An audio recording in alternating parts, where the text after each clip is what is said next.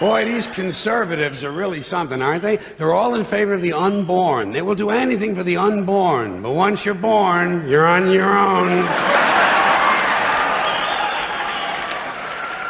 Pro-life conservatives are obsessed with the fetus from conception to 9 months. After that, they don't want to know about you. They don't want to hear from you. No, nothing. No neonatal care, no daycare, no Head Start, no school lunch, no food stamps, no welfare, no nothing. If you're pre-born, you're fine. If you're preschool, you're fucked. You're fucked.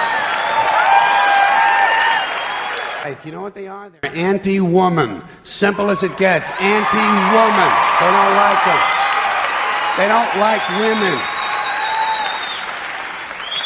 They believe a woman's primary role is to function as a broodmare for the state.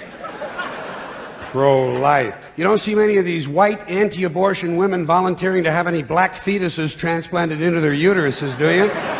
No, you don't see them adopting a whole lot of crack babies, do you? No, that might be something Christ would do.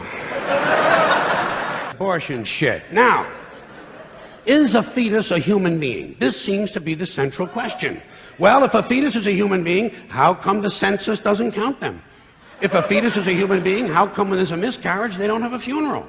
If a fetus is a human being, how come people say we have 2 children and 1 on the way, instead of saying we have 3 children? People say life begins at conception. I say life began about 1 billion years ago, and it's a continuous process. Continuous, just keeps rolling along. Rolling, rolling, rolling along. Of consistency. Catholics, which I was until I reached the age of reason.